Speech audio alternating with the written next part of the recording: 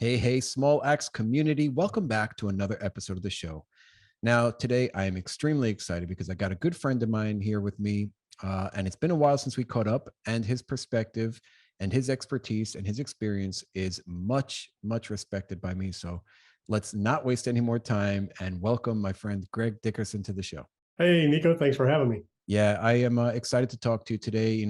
I tend to lean on giants when it comes down to times like this, when there is some uncertainty in the markets, when there is a looming recession, et cetera. So I want to get your perspective on what is happening in the world. But first, if you wouldn't mind sharing a little bit of background of yourself and how you got to where you are today, that would be great. Yeah. I'm a serial entrepreneur, real estate investor, and developer, and coach and mentor to people all around the world. And I started my career, my entrepreneurial journey after I got out of the Navy. I went in the Navy right out of high school, did not go to college, started out with absolutely nothing in 1997 and started 12 different companies. One of my largest companies, I turned to a $30 million business in 7 years, built and exited 12 other companies along the way. So I was hot and heavy in real estate and entrepreneurship back in 2009 when the bottom fell out, and exited all my companies around 04, 05, right before the crash.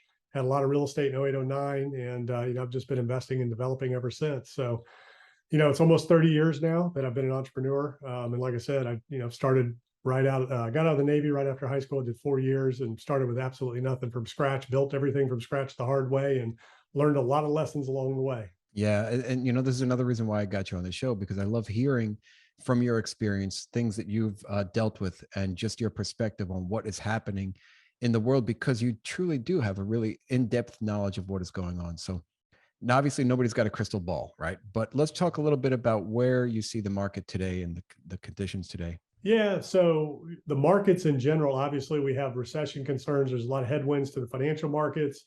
The Fed is on a path to tighten financial conditions, trying to get inflation under control. Very unique environment. We've never seen anything like this in the history of this country or world in terms of, let's just take the United States in terms of where the employment situation is. The job market's very tight. Not enough workers out there. That's keeping pressure on prices. We had record low interest rates. We've never seen that in the history of any bull market that we've ever had. I mean, you got to remember the dot-com bubble. I mean, interest rates were not where they were the last 10 years, and more particularly the last 2 years. So this run up that we've seen has just been a super bubble because of the artificial stimulus pumped into the economy from the Fed, Treasury, low interest rates, speculation, and just the exuberance that we've seen in the markets the last couple of years. And it's been financial markets, real estate, all sectors of real estate, automobiles. I mean, it's just been incredible. And the pandemic obviously compounded a lot of different things. So, where we're at right now, there's a lot of risk out there to the markets, all markets, as we know, with interest rates where they're at. The Fed has not gotten interest or inflation under control. The economy is still humming along pretty strong, pretty hot. The job market is still really strong. So until those things are brought under control, we're going to continue to see the Fed continue to want to tighten financial conditions, meaning keeping rates higher for longer and wanting demand destruction. The way they do that is by making people feel less wealthy. Your 401k, your portfolios get drawn down, your value of your real estate goes down, your liquid reserves go down. I mean, that's what the Fed wants.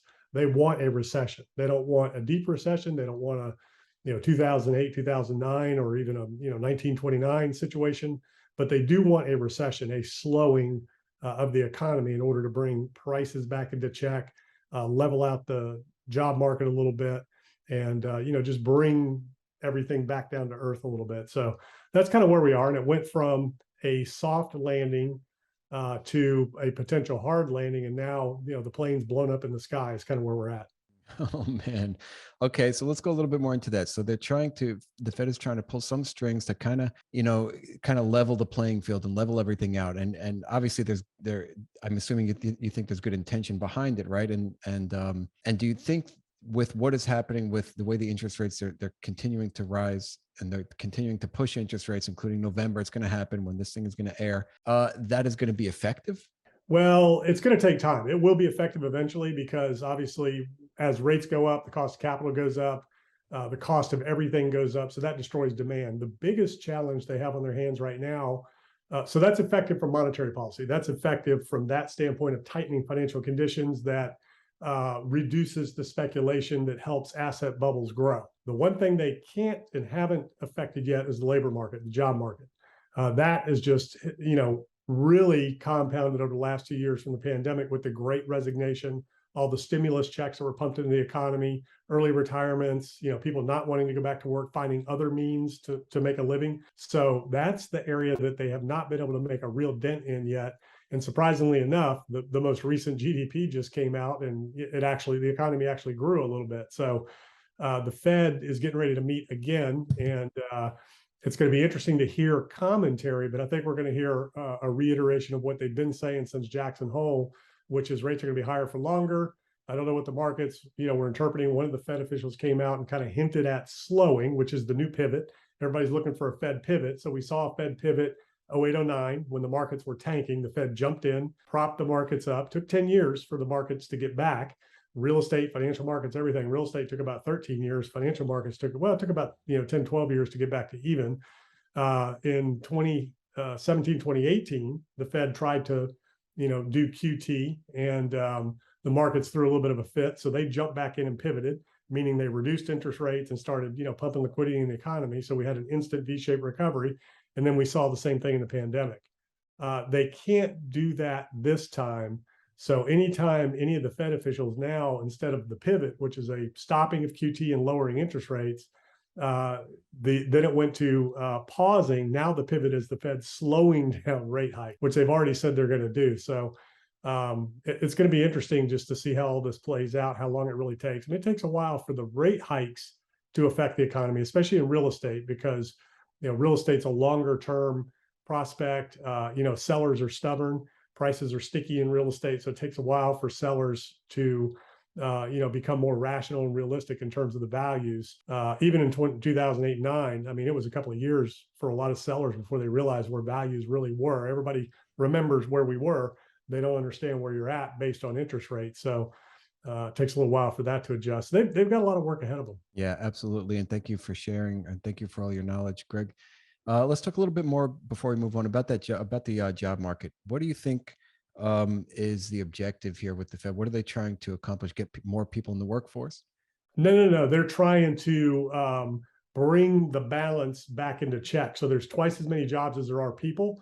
So they're trying to destroy the jobs. They're trying to get rid of the jobs available so that market, comes back into balance, because that's what's keeping the sticky inflation out there, because we haven't even seen prices adjust to wage inflation right now. So workers are saying, hey, our salaries haven't adjusted to inflation. We can't continue to work, with inflation where it's at these wages. So employees are pushing for more hikes on wages, salary increases to keep up with inflation. Mm-hmm. And the reason they're able to do that is because there's so many jobs available that if you're not going to pay me more, well, I'm going to go next door and they're going to pay me. So that's kind of what's happening, is that companies are still competing for employees. Now, the tech sector is going to start having some layoffs, but where the real rubber meets the road on Main Street in the economy for inflation are service industry jobs, manufacturing jobs, things like that. Construction industry, there still aren't enough people in any of those jobs. So some of the tech sector employees might, customer service level, things like that, they might, trade down into some of these other jobs if they have to. So I don't think tech layoffs are going to make a huge dent overall. So that's the most difficult area for the Fed to affect, is to, reduce demand for jobs. And the only way to do that is to reduce demand from the consumer. We're a consumption-based economy. We spend. And the consumer has been stubborn through all of this interest rate hikes and inflationary times. I mean, people are still spending because they don't think inflation is going to be around, because of that whole transitory narrative.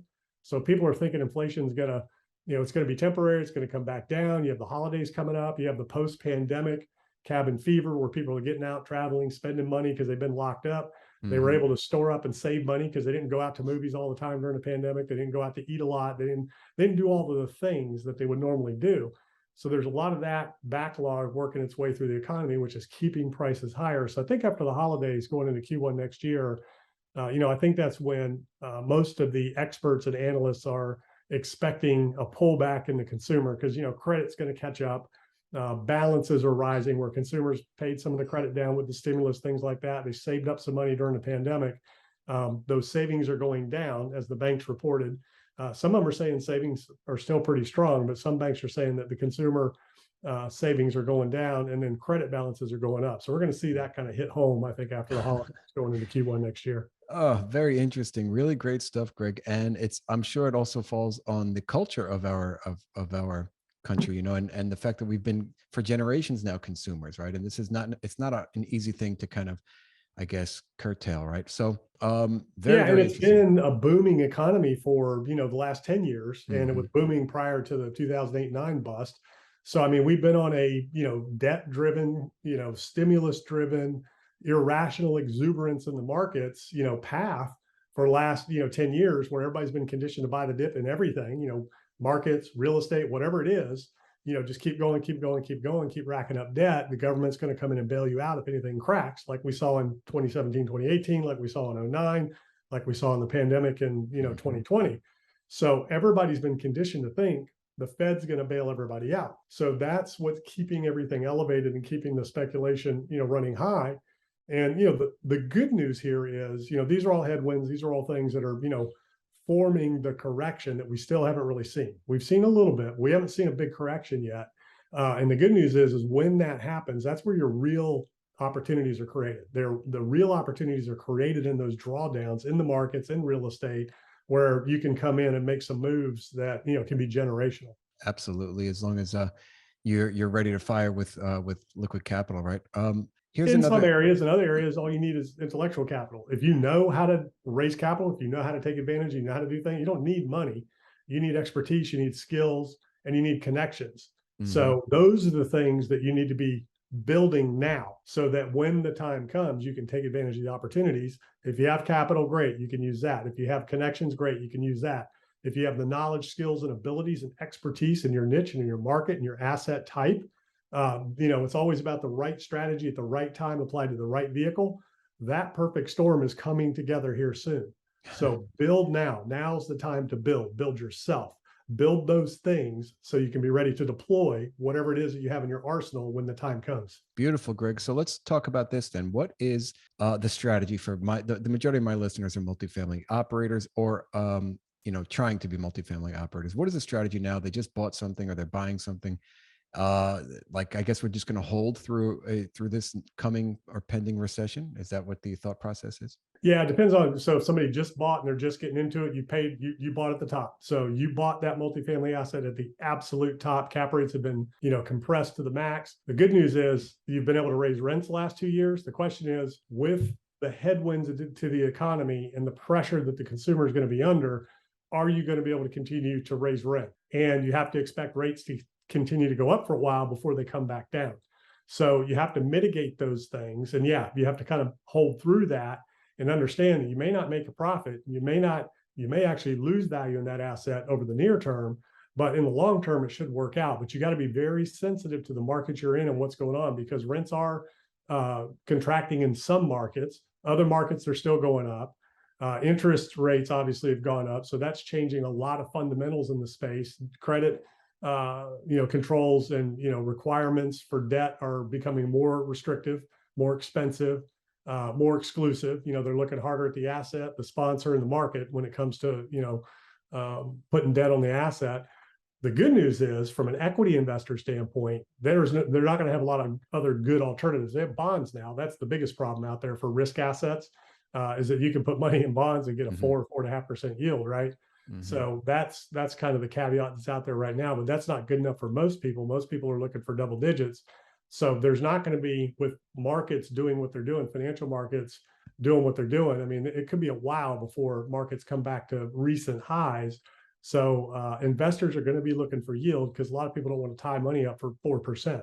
Even though that's good right now, a lot of people don't think of that as good. So there'll be a lot of people looking to place capital. So it's a good time to be raising capital, getting ready to deploy. And then there'll be some, distressed sales out there for people that have done interest-only bridge debt on assets in the last 2-3 years that are resetting here in the next couple of years. Hmm. Those are going to come under pressure, and you'll be able to get some good deals there.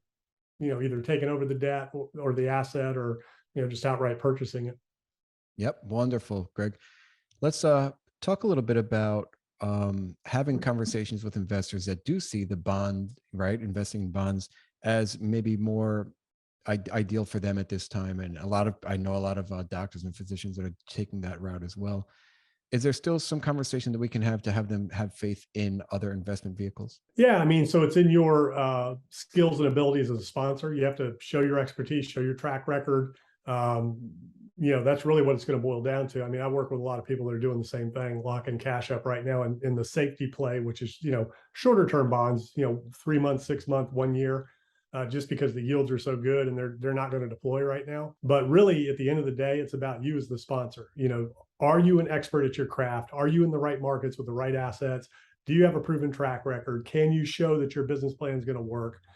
Those types of things. And, and it's just staying in front of people and being in front of people at the right time, because people have different needs at different times. And one day they might be ready to deploy some capital into something that has a little bit more risk associated with it. Another day they may not. You just never know where people are. So you always have to be in front of them, always have the opportunities ready for them. But really the thing is, how do you make them comfortable?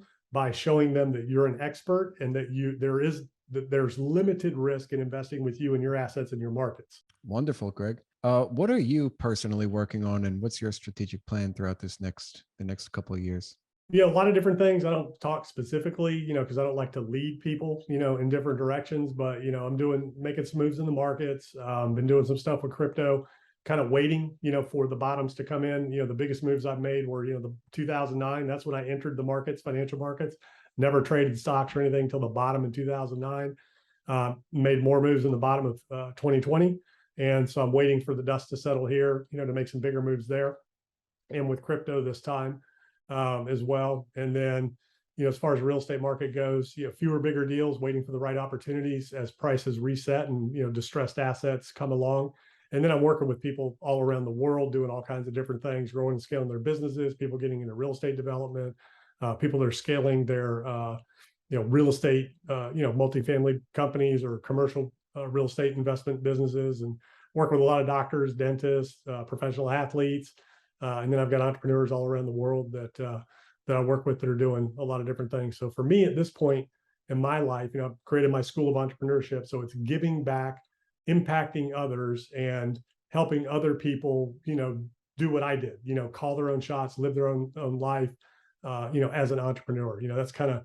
That's been my life since 1997. I've been a self-employed entrepreneur, multiple companies doing different things. And, it's a lot of fun, and it's a great position to be in, to be able to do whatever you want, whenever you want, from wherever you want. So that's kind of what I'm helping other people do, especially now. I mean, there's never been a better time in the world than right now to carve your own path. Excellent, man. I'm familiar with what you do. And also I follow you on social media and your podcast and all that. And also I noticed that you had, this is a while ago, I don't know if you're still doing it, but a coaching program that was actually on your website. And is that what you're alluding to with your entrepreneurial program? So it's all there. So I have courses. I have, online courses, which are basically like a digital video audio version of a book. If I were to write a book about everything I've done, different things, like I have them on multifamily syndication, real estate development, residential real estate investing, and then entrepreneurship, online, how to buy a business, start a business. So they're video courses that, you can download an app. There's a free app so you can watch them, listen to them, whatever. So it's kind of like a video book or an audio book. And they're very good. They're higher level. So what they teach is how to become a real estate investor, real estate developer, how to become a real estate investor, how to become, a syndicator, how to become an entrepreneur, investor. So they teach you how to become those things. They don't teach you how to swing a hammer and cut a 2x4 or, those types of things, or, how to open a restaurant and make recipes. They teach you the higher level stuff of how to become a leader, delegator, motivator, how to be an investor. If you think about the Rich Dad, Poor Dad, Robert Kiyosaki, employee to self-employed to business owner to investor, takes you through that process. How do you become that investor that owns multiple assets and, lead, delegate, motivate. So those are what the courses are all about. And then, I have a one-on-one coaching program that, is exclusive, that, like I said, I work with people all over the world, mentoring them one-on-one. A lot of people reach out and they say, I've taken a bunch of courses, I've read a bunch of books. I need somebody I can talk to, bounce ideas off of, that can answer questions. It's been where I want to be. that's done what I want to do. And, all of the different things that I've been involved with and I'm involved with now with people all over the world, it's an intellectual capital download, that people tap into. So that's what the one-on-one is all about. Beautiful, Greg. I love it. Out of all the things you've done, is there anything in particular that stands out that was maybe really exciting for you? And I'm sure that, I have a similar mind to you where I get really excited for something for a few years or so, and I go really deep into it, and then I kind of pivot and I do something else when I feel like I've mastered it. But does anything stand out over the course of your career?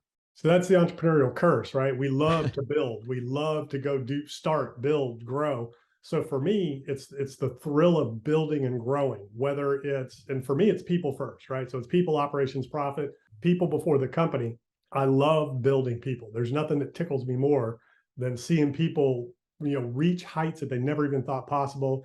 I'll have conversations with people where, one idea, one conversation is just a game changer for them in their business. And, I had one guy that saved him $3 million on one phone call on a real estate development project, just by telling him to do one little thing, saved him $3 million. He had no clue. And he was just like, man, and then I've had other people that, that one conversation made them millions of dollars, just one idea, so those types of things is what I love, because everybody's got it. And it happens with everybody I work with. I have one conversation with them and they're like, man, that just changed everything. To me, that's what's exciting. That's what's fun.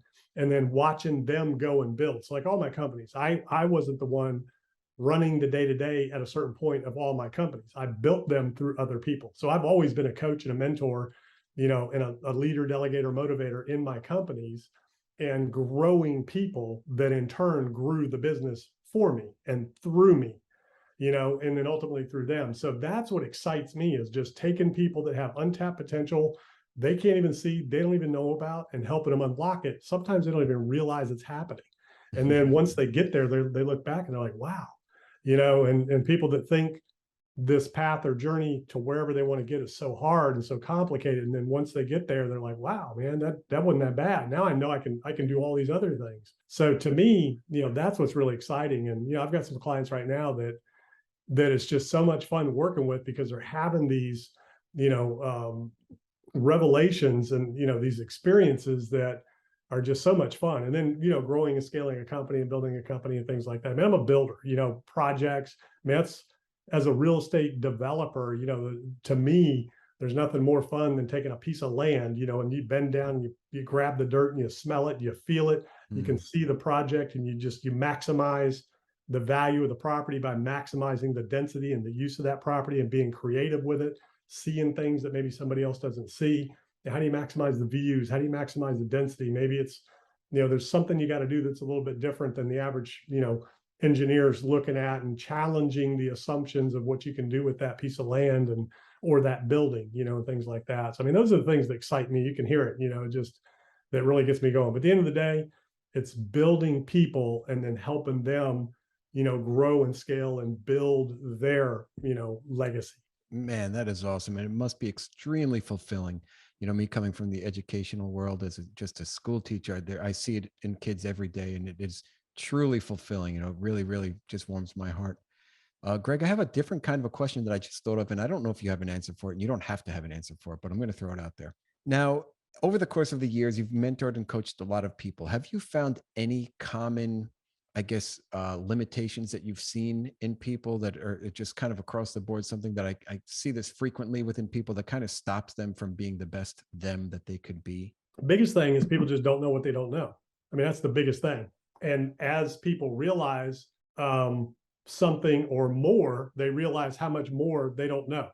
So that's really the biggest thing. Just most people just don't know what they don't know, and they don't know what they're really capable of. So when they start to tap into that and unlock that, that's when it's, that's when it's fun and exciting. And for me, I'm a lifelong learner.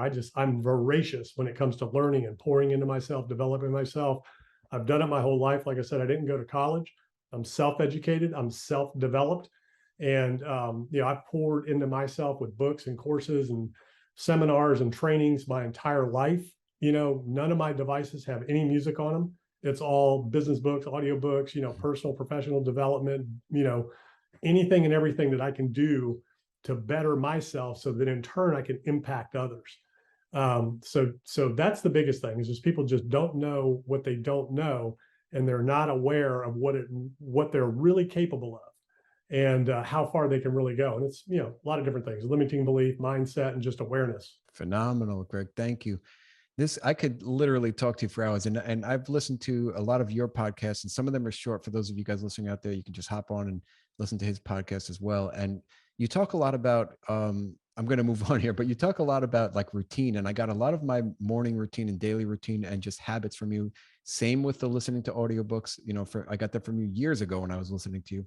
Same with when you mentioned one time, just wake up out of bed, make your bed right away, get up, don't give into the feeling that you want to just lay down, get up and get cracking, get going, do a little walk, get some exercise in, and get your day started. And kind of don't take no for an answer with your body. You have a goal and a vision in mind, and you just go for it, and you stick to it. So I really do appreciate you for everything that you have done for the community, for the world, for your mentees.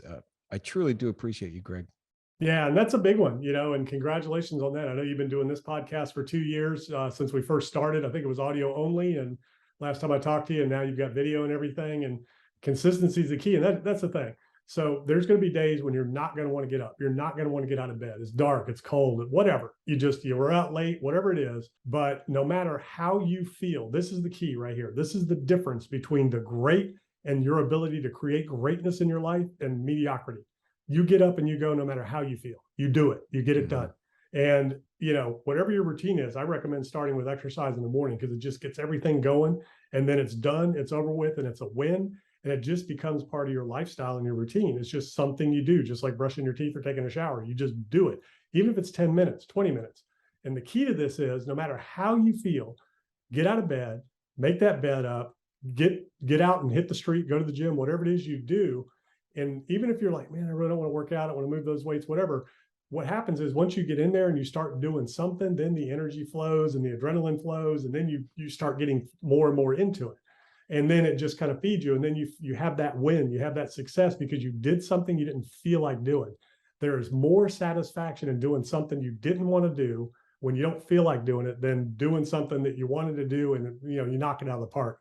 It's beating those demons that want to keep you down, is where you get more fulfillment than anything else in your life. Oh, so well said, Greg. Thank you. All right, let's do it. Let's transition to our final question, and then we'll get the listeners some form of contacting you, because I am sure they're going to want to contact you.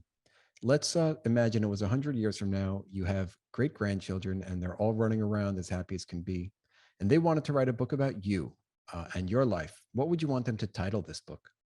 Impacting the world, through others, I guess, would be somewhere along that lines, because that's what my life is all about: impacting the world through others. I've been able to impact and give back by helping others reach their potential to be able to impact and give back. So that's kind of how I'm wired. And it may sound silly, but people that know me have known me my whole life. That's just how I'm wired. I just love to help. I love to make an impact. I love to help people make an impact. So I guess, yeah, the title, Impacting the World Through Others, would probably be something like that. That's beautiful. That's how you can grow exponentially, right? You can only do so much by yourself, but when you set an army in front of you and you train them, that's how to do it, man. I love it. Hey, Greg, let's get the listeners some form of contacting you. Yeah, gregdickerson.com. Everything's there. My YouTube channel, podcast, all that is there. Go check it out. Excellent, Greg. Thank you. It's been an honor and a pleasure to talk to you again, and I cannot wait for the next time. Thank you. Thanks for having me.